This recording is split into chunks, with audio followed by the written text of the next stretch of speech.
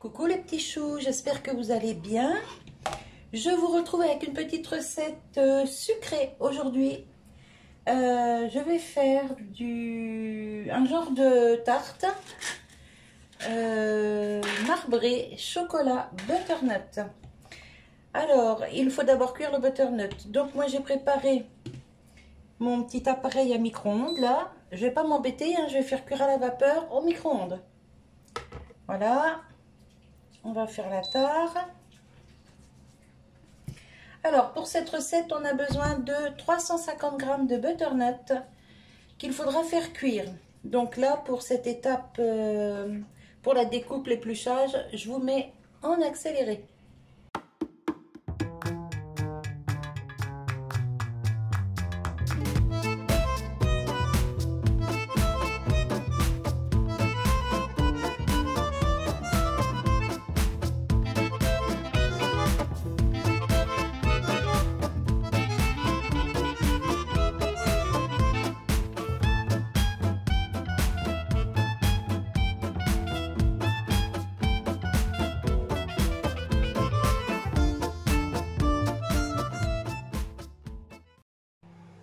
Alors, on va continuer la recette. Ici, j'ai fait cuire mon butternut 350 g. J'ai fait cuire à la vapeur au micro-ondes. Il est juste parfait. Ensuite, il vous faudra 75 g de beurre fondu. Donc, j'ai mis 3/4 dans un bol que j'ai fait fondre ici. Et le reste dans un autre bol que j'ai fait fondre avec 125 g de chocolat noir. Il vous faudra 4 œufs entiers. Il vous faudra 125 g de sucre en poudre, une pincée de sel, 200 g de farine, un sachet de levure chimique, peu importe la marque. Le sachet, il fait 11 g. Voilà. Et il vous faudra aussi 50 g de poudre d'amande. Voilou. Donc ici, j'ai mes 200 g de farine. Je vais contrôler mon chocolat qui fond au micro-ondes. À partir de ce moment-là, on met le four en préchauffage. Donc ici, j'ai ma farine. Je rallume la balance. Je vais y mettre tout de suite le sucre. Donc on a dit 125 g de sucre.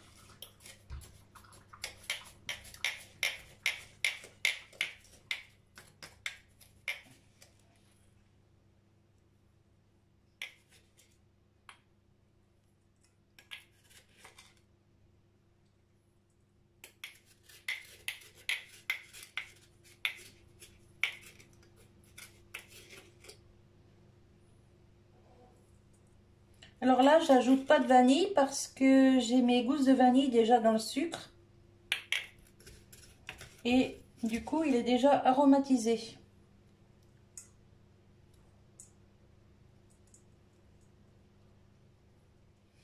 Alors, je mets bien 125 g parce que je mets du chocolat noir, non sucré. Sinon, si c'est du chocolat au lait, bah, vous divisez le sucre par 2 parce que le chocolat au lait, c'est sucré, hein. Ensuite, j'ajoute 50 g de poudre d'amande.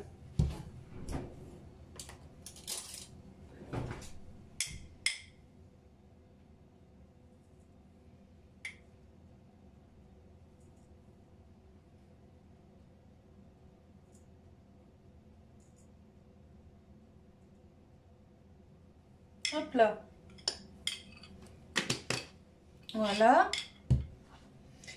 Et c'est tout pour les poudres, donc je n'ai plus besoin de la balance. Hop. Je prends un fouet plat, c'est plus pratique pour aller dans le fond. Je vérifie mon chocolat.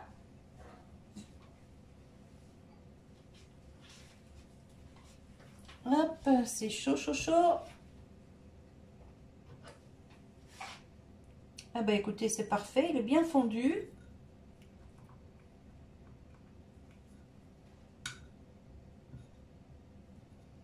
je vais le laisser dans le micro-ondes au chaud en attendant de faire la préparation. Hop là, et je me brûle. Voilà. Donc c'est parti, on va prendre un récipient pour l'œuf. Donc j'ai ma farine, mon sucre, ma poudre d'amande. Je vais y mettre les œufs. Ah tiens, regardez ça, il y en avait 2 dans celui-là. Hop, bah c'est pas grave, hein, je le laisse quand même. Enfin, je veux dire, je vais quand même mettre les 4 que j'ai sortis. Parce qu'ils sont petits, hein, il y en avait 2, mais ils sont petits. Hop, pardon pour les oreilles.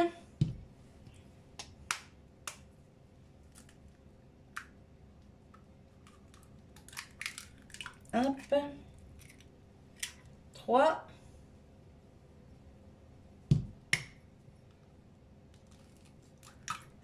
Et 4.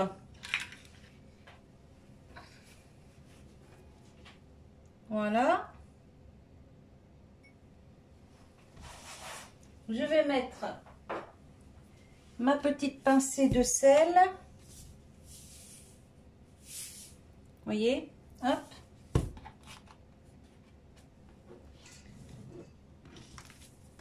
La levure.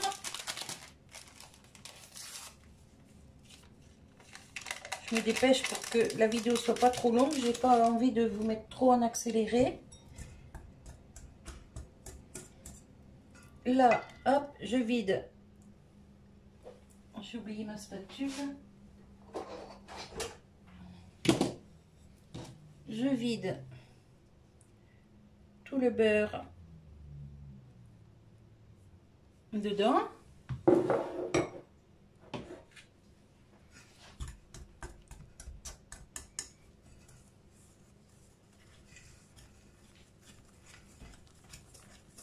Alors ça va faire une pâte assez épaisse, hein, c'est normal.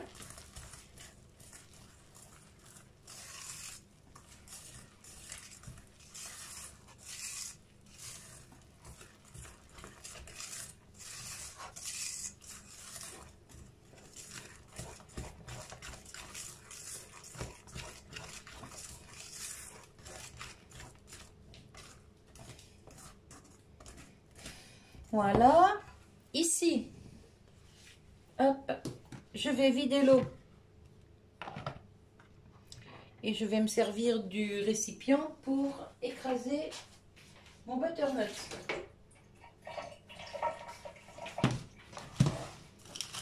Hop. Alors on l'écrase à la fourchette, hein. On s'embête pas, hein.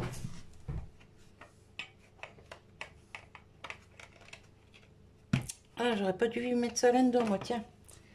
Bon, c'est pas grave, je le déferai après.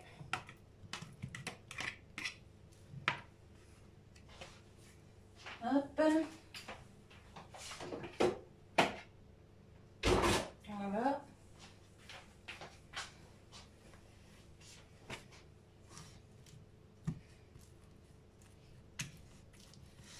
Vous voyez, ça s'écrase bien, hein. Hop.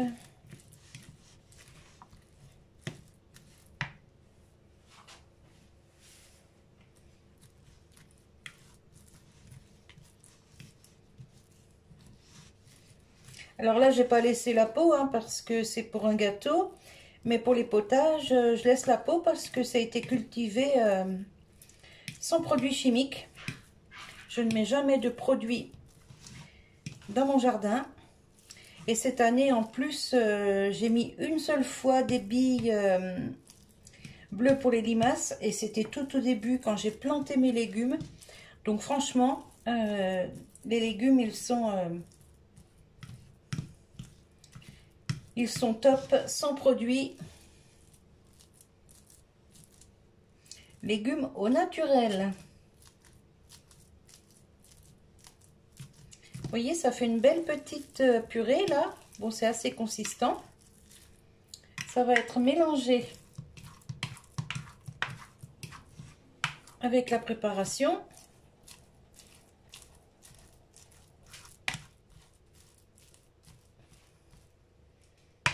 Voilà.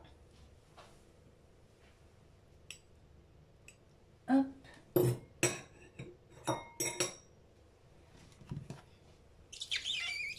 Je vide tout ça dans ma pâte.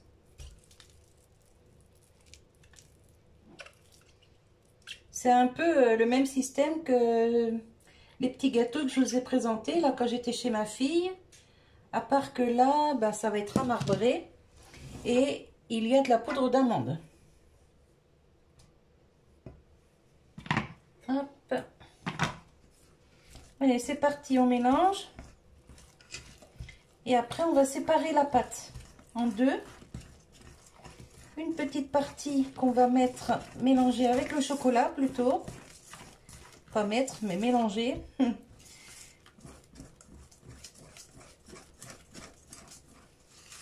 Puisque là, on va faire du marbré. Alors, j'ai sorti deux petits moules jetables. Des petits moules qui font 20 cm de diamètre.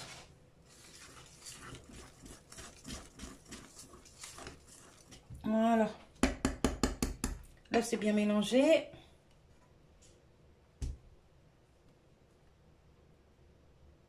Hop. Alors, j'en prélève un petit peu. Et on va prélever ça.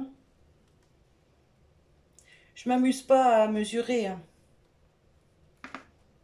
Hop. Alors, il y a encore des petits morceaux de butternut, mais ça, c'est pas grave du tout. Hop. Je vais chercher mon chocolat.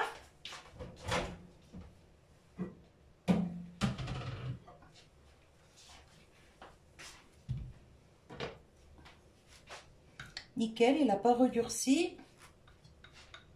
Je me brûle. Je vais faire le contraire. Je vais remettre un petit peu de pâte ici. Mélanger ça d'abord. Voilà.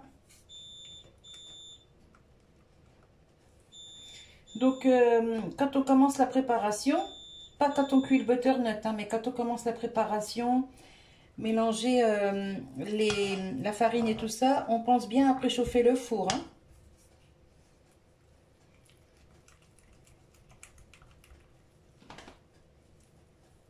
Hop. Voilà, je fais comme ça parce qu'après c'est plus facile pour mélanger.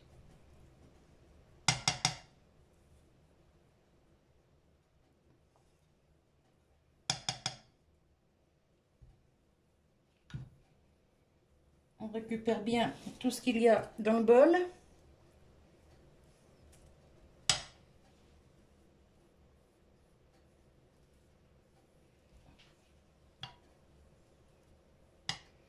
Voilà. Là, on mélange tout ça. Ça sent super bon. C'est dommage que vous n'avez pas les odeurs. Bon, après, refaites-le chez vous. Vous aurez les mêmes odeurs.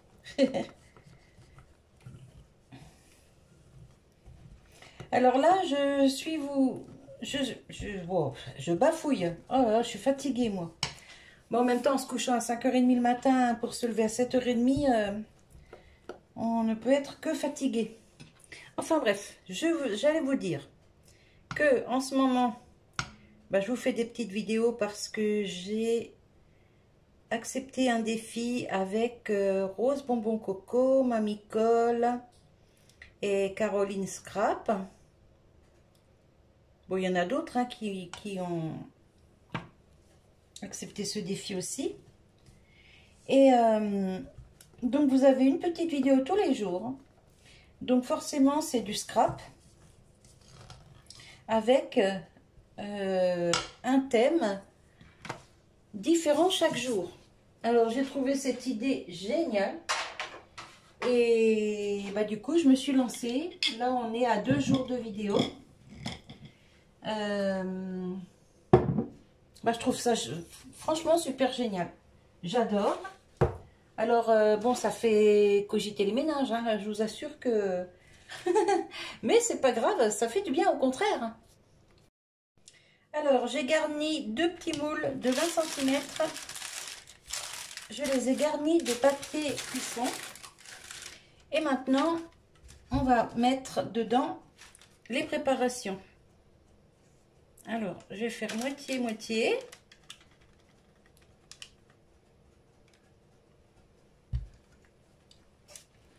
Je vais étaler d'abord parce que le papier il se soulève un peu de tous les côtés.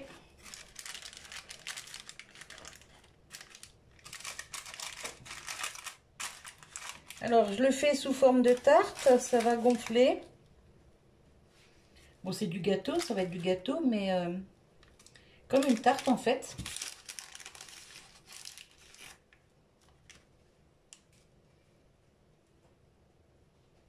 Hop, pareil de ce côté.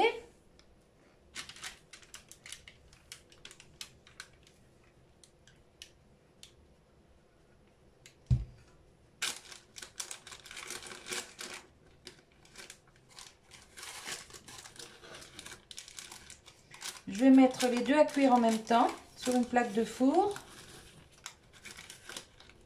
Alors j'en fais deux parce que j'aurais pu en faire un gros. Mais j'en fais deux parce que demain matin, je revois le docteur. Et en plus, ma fille a rendez-vous aussi pour elle et les petits. Donc le docteur nous a bloqué 1 heure. Donc je me dis que quand elle aura examiné les deux petits et moi ensuite, eh ben, on aura le temps de se faire un petit encas.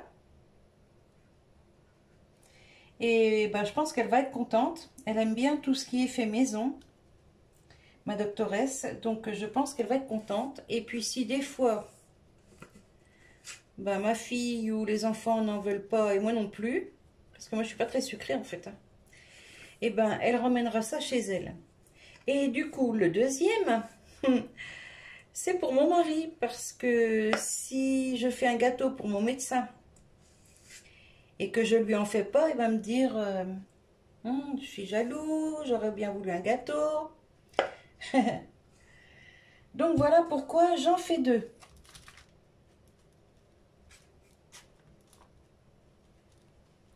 Alors en espérant que ça donne quelque chose de bien. Hein. Ma petite spatule.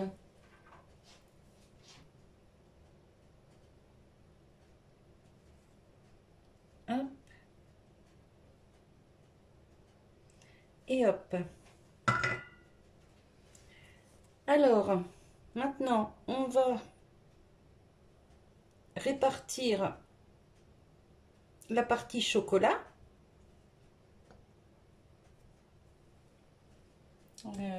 Oui, je vais prendre ça plutôt. Non, je vais prendre l'autre. Alors, là, par contre... Non, je vais pas faire comme ça parce que ça va pas donner ce que je veux. Je vais prendre une cuillère, ça ira mieux.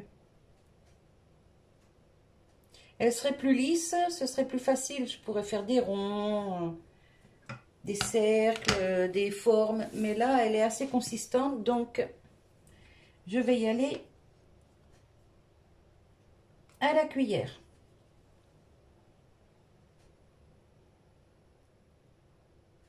Hop, je vais mettre des touches par-ci, par-là. Et ensuite, je viendrai faire des formes avec une fourchette, vous voyez.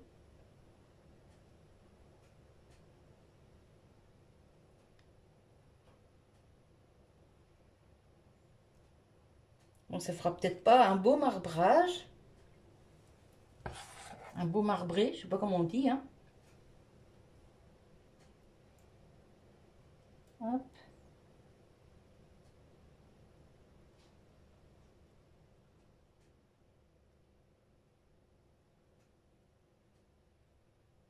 Hop.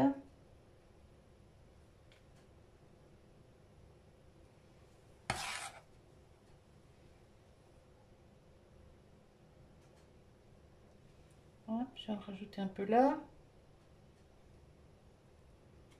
Et avant de mettre le reste, je vais commencer à faire des dessins. Enfin, des dessins. Vous m'avez compris?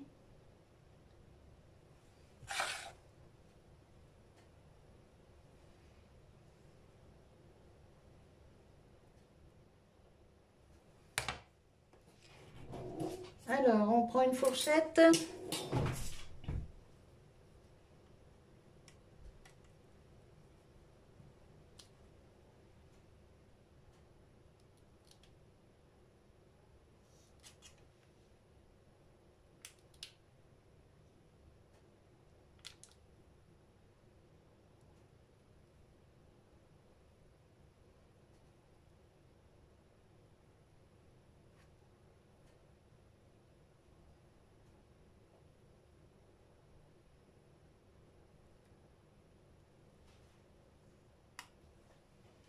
Hop, pareil ici.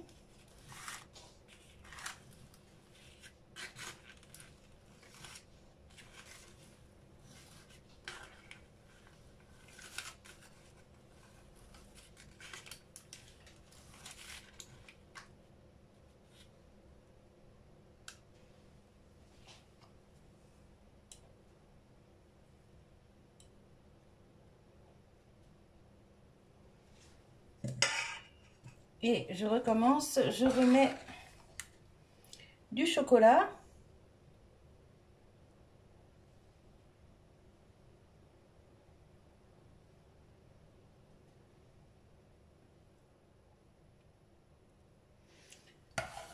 C'est un peu du n'importe quoi mon marbrage. C'est pas grave du tout. De toute façon, tout va se mélanger. Puis j'espère quand même que ça fera quelques petits motifs dans le gâteau, c'est le but.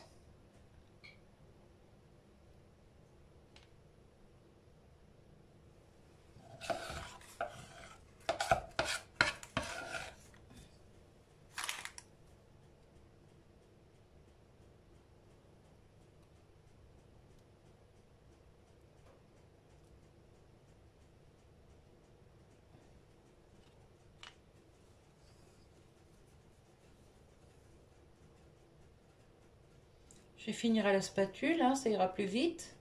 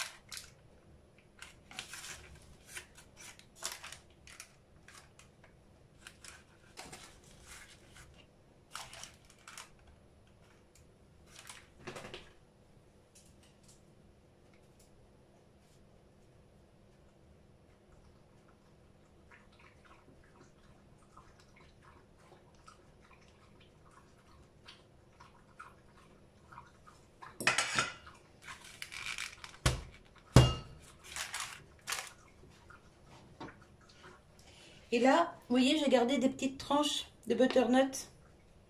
Alors hop, je vais en mettre quelques-unes.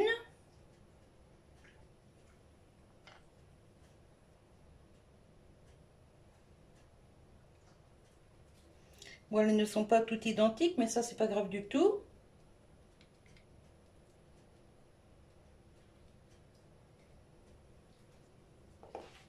Et puis, elles sont pas bien réparties en plus. J'ai pas trop le compas dans l'œil, là. Voilà ma cocotte. Voilà. Voilà. Hop, on fait pareil avec l'autre.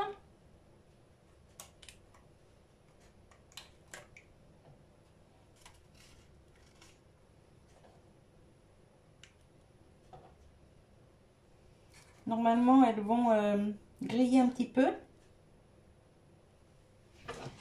Voilà. Donc, je mets ça sur une plaque de four et ça va cuire en moyenne entre 30 et 35 minutes. Vous vérifiez bien la cuisson. Vous piquez un couteau dedans. Hein. Quand le couteau ressort sec, c'est que c'est cuit. Voilà. Et moi, je vous retrouve dès que c'est prêt.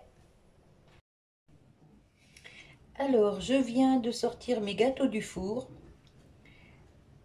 Les petites tranches de courge qui sont dessus, c'est pile poil cuit. Le gâteau, on met le couteau, il ressort tout propre, donc c'est nickel. Regardez comme c'est joli, franchement, des petits gâteaux d'automne. C'est juste trop beau, j'adore. J'ai bien fait de garder des petites tranches de butternut pour mettre au-dessus. Alors là, j'attends que ça refroidisse. Et je vais mettre un petit peu de sucre glace juste sur le contour pour décorer un petit peu. Mais sinon, je les laisse comme ça. Alors, je ne peux pas couper tout de suite parce que c'est chaud, bien sûr. Donc, il y en a un, je ne vais pas le couper du tout parce que c'est pour le docteur. Et l'autre, je le couperai ce soir quand mon mari sera rentré. Parce que là, je pense qu'il va se régaler. Voilà. Eh bien, écoutez, je vous laisse pour le moment. Dès que c'est refroidi, je mets du sucre glace dessus. Je vous montrerai ce que ça donne. Là, je ne peux pas mettre le sucre glace tout de suite parce que sinon il va fondre. Mais dès que c'est refroidi, je mets le sucre glace dessus. Et je couperai une part dans celui-ci ou celui-ci, peu importe. Et je vous montrerai ce que ça donne à l'intérieur. Parce que même moi, je suis très curieuse de savoir comment c'est à l'intérieur, vu que j'ai pas réussi à faire mes petits motifs comme je voulais. Donc voilà. Mais déjà, rien qu'en les regardant comme ça, et franchement, ça me plaît beaucoup. Allez, je vous retrouve tout à l'heure. Voilà, comme promis, je vous retrouve avec mon gâteau coupé. Je vais vous montrer ce que ça donne à l'intérieur. Regardez-moi ça, c'est pas beau ça?